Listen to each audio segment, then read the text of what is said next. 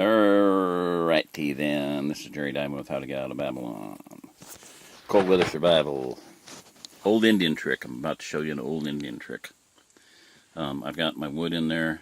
I just threw some wood in there because this is a little bit different take on fire starting.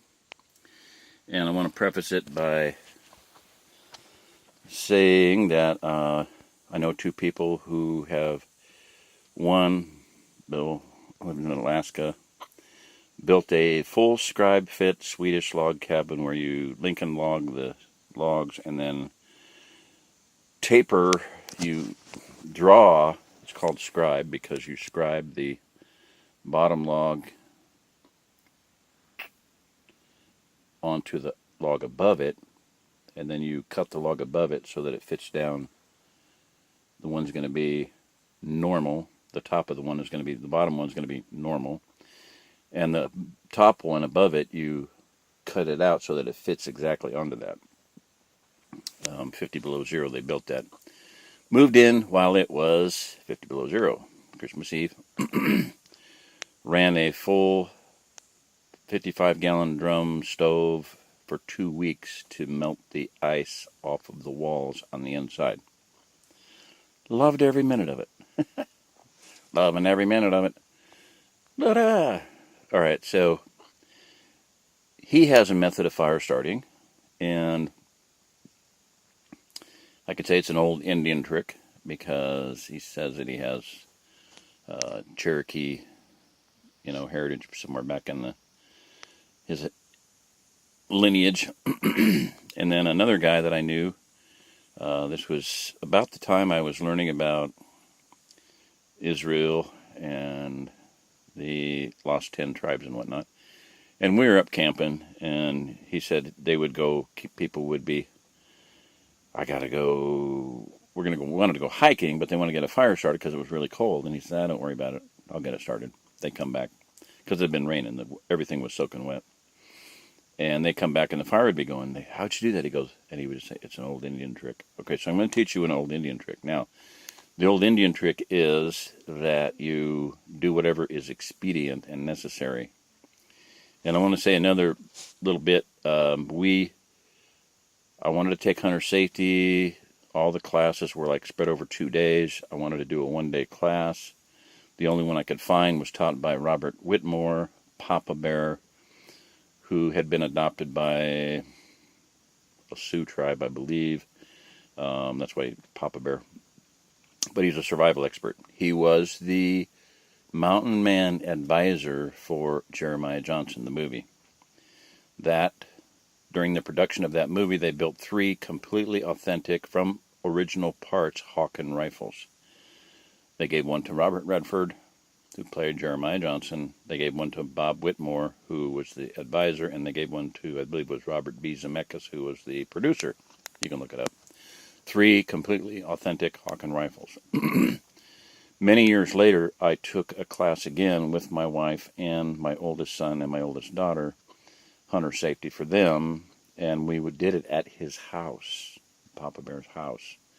And he had a teepee in the backyard set up, and it was totally tricked out with everything you could imagine, the seats and chairs and decorations and wrought iron, blacksmith things to hang lanterns on and the whole 9 yards.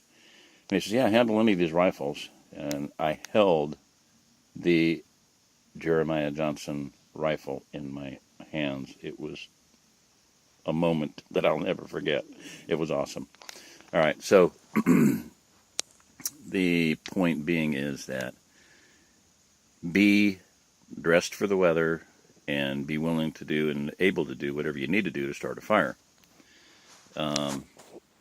And speaking of dressed for the weather, on the subject of gloves again, I forgot about these. These are so comfortable, so nice. I found them at a discount store, and they were fairly cheap compared to what they would cost. I'd figure they're glove leather. They were so nice, so warm, and so sweet. And I just said, I don't really need them because I'll never need them, but I bought them anyway. And about 2 days later, it was so wet and so cold that I used them, and I've used them several times since then.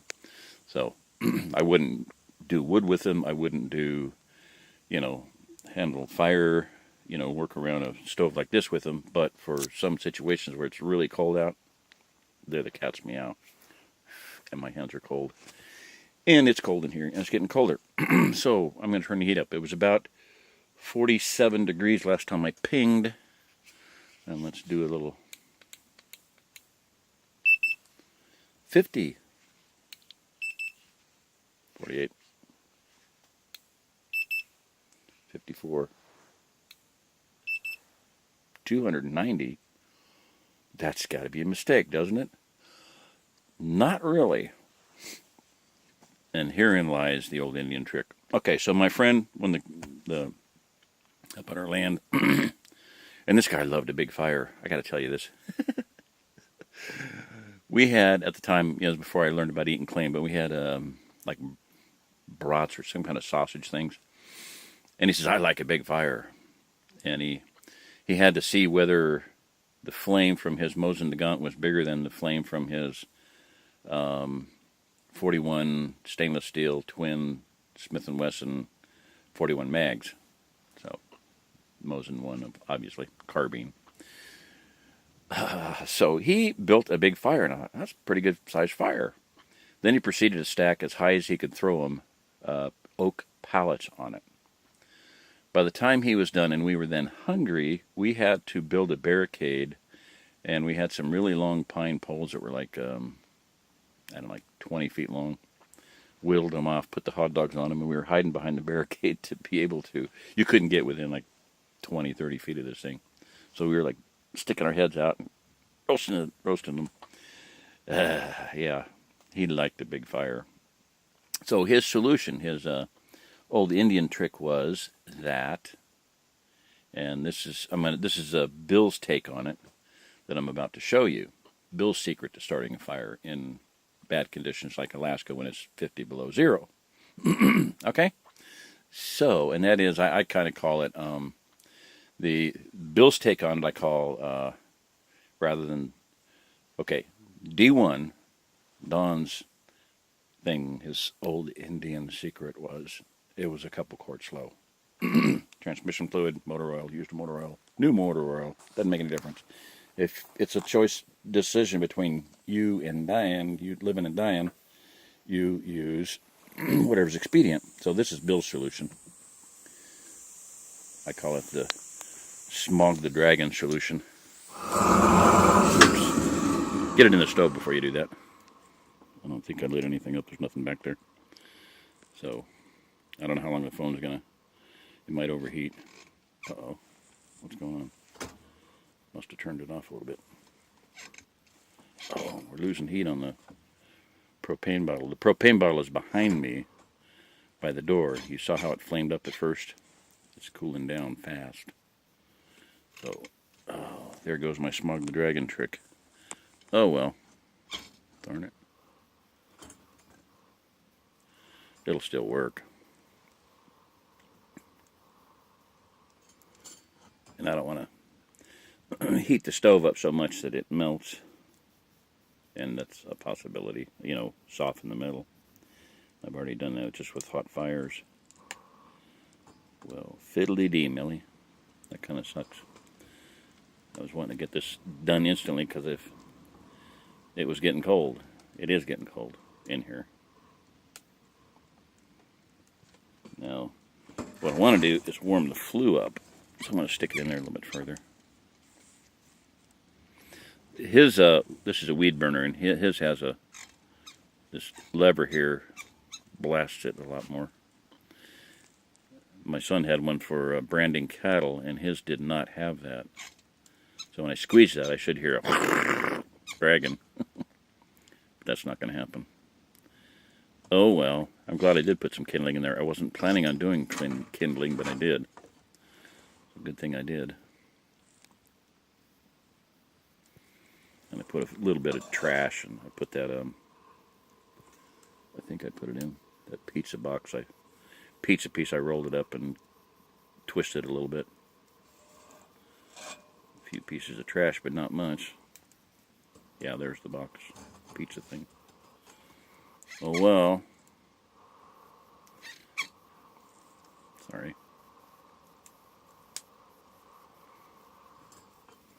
will have a fire pretty quick, and I'm going to get warmed up. So, think outside the box, you know. And the thing that Papa Bear started a thing called WISE, Wilderness Institute for Survival Education. And I've got that one piece of stuff about ready to fall out. Try to hold it in there.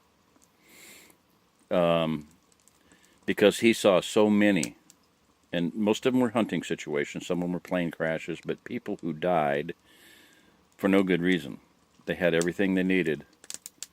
You know, one guy had a full tank of gas, there was some dirt there, gravel. He could have popped the hubcaps off of the car, put the gravel in it, poured gas in it, a little bit of gas, and stayed warm, but he died from exposure. One of the primary things about survival situations is, and I asked Bill, get this, beat it into your head. Beat this into your head, what I'm about to say. I asked Bill what the most important thing about survival situations is, and he said, in different words, he said the exact same thing that Papa Bear did. Papa Bear phrases it as, be where you are at. Okay? B-W-Y-A-A. Bwah. Be where you are at. Booyah. Okay? And Bill said you got to have you got to beat it into your head that where you're at, where your body's at, your brain's got to be there. Okay? Same thing. Same thing. You've got to deal with what you have with you at the time. All right, so what in the world is that? I'm looking at that odd flame on the right. Must have been some drippings from something in the screen. So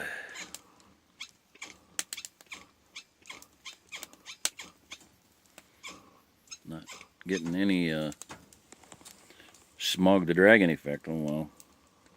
I can turn this up all the way and that's not going to help. And I can reach behind me and turn the bottle up, but I think I opened it all the way.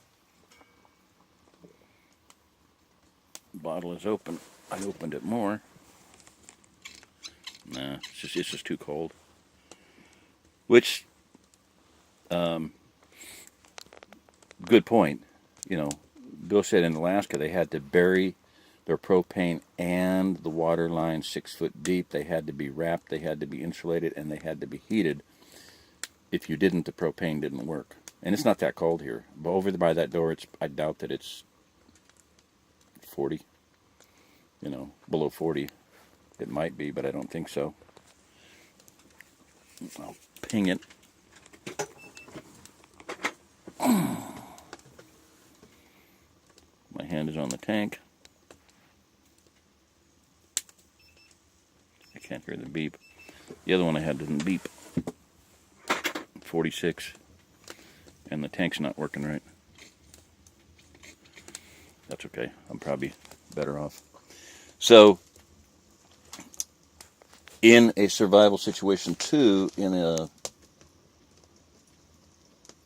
butane can that I showed you, those things do not work well in cold weather. If you've ever had in a situation where you have a Bic lighter, okay, and it's cold, they don't work. You can pull that out of your pocket and flat won't work. Hardly at all. You can't hardly light it. This is warmed up from body heat. That's what I lit the torch with. But in cold weather, butane is not good. Zippo lighter, good. Really good. Something like that. You know, a Zippo lighter is great because it works on fuel and flint and steel.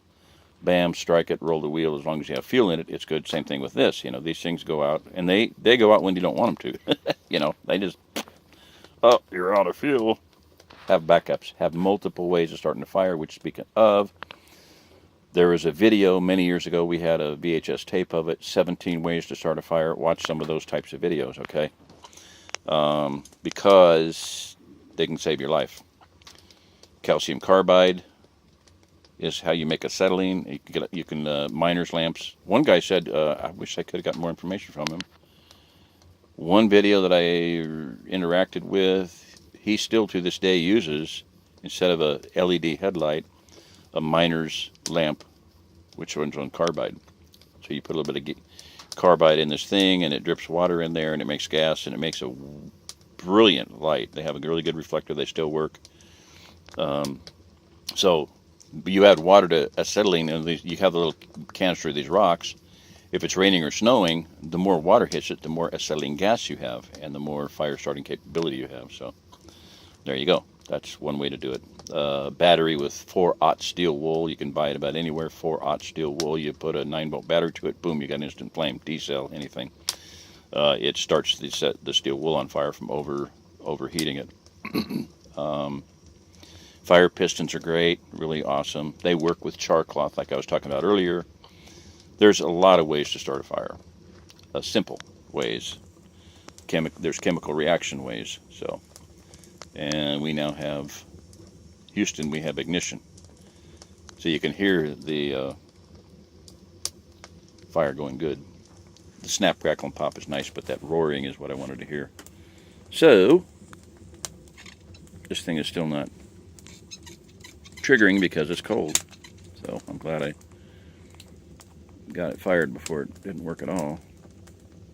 I'm turning it off.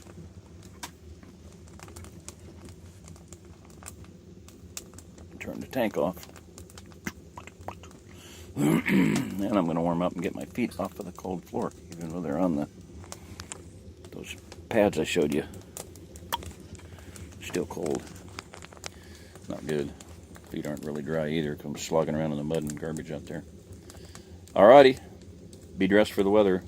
Gore-Tex, Gore-Tex, Gore-Tex, wool, wool, wool. Have your everything else you need. But watch videos, learn about it, learn about different things. Be prepared. There are people out here in the Ozark Plateau, and I know they're not prepared. And I wish I could get out there and help them and, teach them stuff. But it may not happen. I'm hoping it does. I just contacted by a sister that they moved here. Oh my gosh, from Washington, some weird name in Washington. Oh my word. They get here and the person she meets, first person she met is from the same city she was in, and then she met somebody else from the same city. Oh my word, it was bizarre. I mean, synchronicity, miracles, confirmations, very, very cool. So I have a bunch of these. Bill said I could use these, they're some woody cut down and they're hollow. And that one is a big ugly. So I'm going to go ahead and burn it because it's not really big. But these are really fun. They're rocket stoves. You can get them going. You get a fire going, and then I'll do that one of these days. Then you position it on the fire so that the heat can go up, and you can stuff leaves in them, and they'll just like and shoot the leaves up in the air. Very cool. A lot of fun. Especially for kids, so that's why I'm going to kind of save them for that. So, but this one is, like the other ones are all bigger than this one. This one's got a little hole in the thing there, which would be good for a rocket stove configuration, but oh well. I want to stay warm tonight, so once this burns down, I'm going to shove that in there for my night log. And it'll warm the place up, so. Alrighty, I think that's about it. And let's, without further ado, let's see what we got down in there.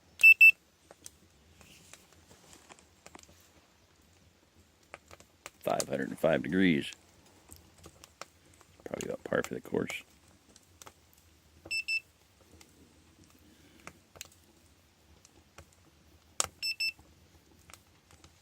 Your coals are always your hottest. 791. Speaking of, 742. Further back in there, I'm pinging further back in. 600. Check the inside wall of the stove in there. There you can see it. Bang, that's the steel wall of the stove. 283. Piece of wood sitting there. Ah, come on. You should be able to see it. Right there. That's weird. I don't believe that. Huh? The piece of wood's hot. Alrighty, that's about it. I have enough fun for one night and I gotta get to bed. So, I was gonna check the trailer though. 58, 61, ceiling, 65, 62 behind me, 60, floor, 59, my toes, 61. My toes are, outside of my boots are 61. 86 over by the stove, back of the stove. 80, that's why these things are so valuable. They can tell you. And the thing I want, that's not. Okay, come on. 170 degrees behind the stove. Flue temperature, I'm going to guess 600. Put it up here, sorry.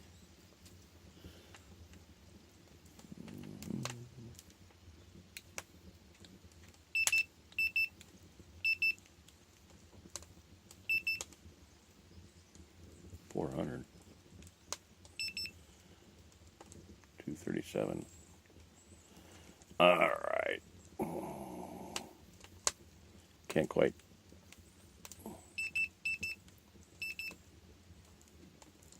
400.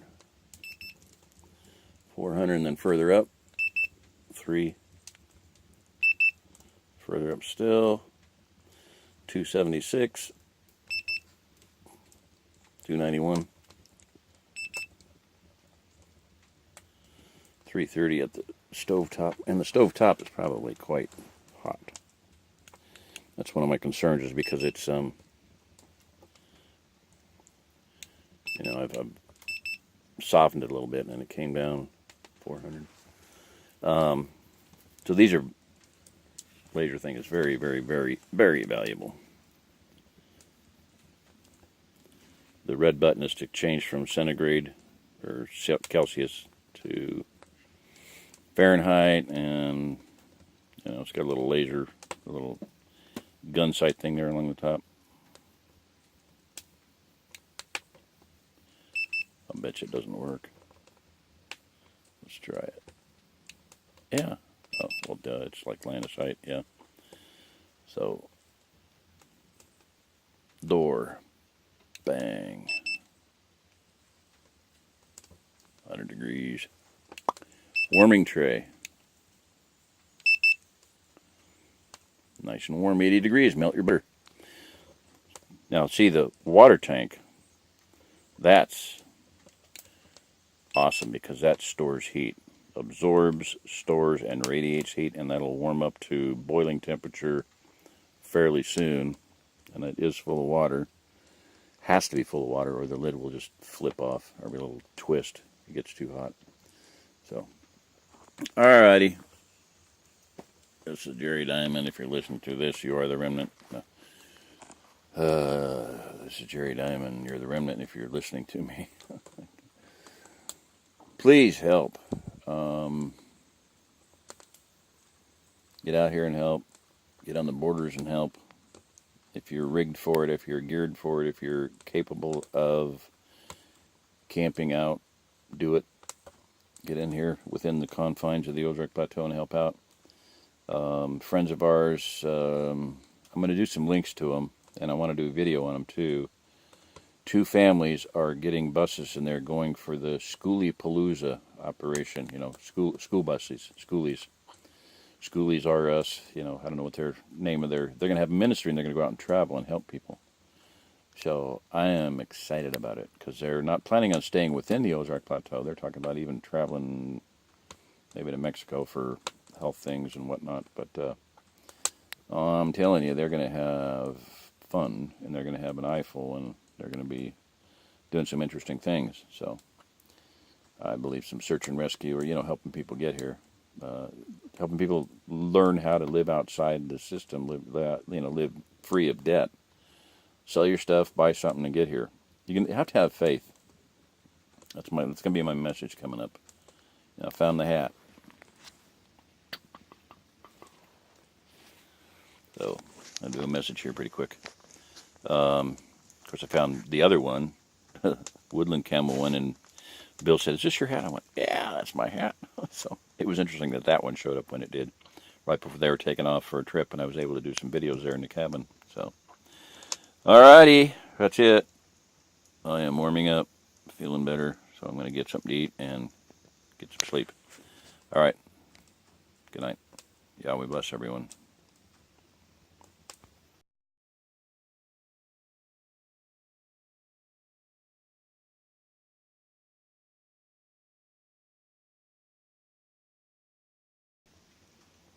One more thing. How many people, other than Messiah, walked on water? You know, in scriptures. Peter. What did he have to do that? He had to step out of the boat. You want to see miracles, you're going to have to step out of the boat. Your boat. Your safety. Your security. Your comfort. Not going to happen. In fact, there's going to be a test. And that is, if you know that you're completely beyond capability to do anything on your own, if you know that you'd like to relocate, if you're on the East Coast, say New York, and you can't get here, this is just a test, and I'm saying not for everybody. Maybe one person, try it out. Send a donation to this ministry and pray. Doesn't have to be a big one, $100, whatever. And pray it to be seed for you to be able to relocate and see what happens. One sister sent $100. One time I asked for help to help another woman, single mother, sent $100, and she said use it however you need to. And I ended up using it to help another sister get here, not the one that I had asked for help for. But I said, well, bunny trail. She ended up coming to visited me on Thursday. Went and visited Ken up to Grove down in Arkansas on Friday, or left from my place Thursday. Spent the weekend there, got married to a farmer here on Sunday. And when I went to see his farm, I said, man, Bud's got to be worth $1 million. And I wonder if I said anything. So I went back to the email, and what I had said to her about her $100 was, your $100 might be a widow's mite, M-I-T-E, a little bit of nothing. But then again, the movie had just come out, The Widow's Mite, M-I-G-H-T. I said, but then again, your $100 may be a widow's mite, because she was a widow. And I said, may this $100 be blessed back to you about 20,000 times. So I had to call her back and said, hey, Bud's not worth $1 million. Bud's worth $2 million, because $100 multiplied by 20,000 is $2 million. And he was, you know, as far as food production, his capability and his knowledge and everything, he was worth way more than that. So, all right, I'm smoking here, and I gotta see what it's coming from. I think it's coming out of the stove. Anyway, all right, just had to throw that out there. You want to see miracles? It takes faith. Step out. I mean, that's how I got here. That's why my family owns 70 acres free and clear. Step of faith. Left Denver with nothing. Nothing. No insurance. No money. No job. Place to stay. One single solitary classroom in a big schoolhouse. That's what we lived in for 4 years. So, take that step of faith. All right. This is Jerry Diamond. Bye-bye.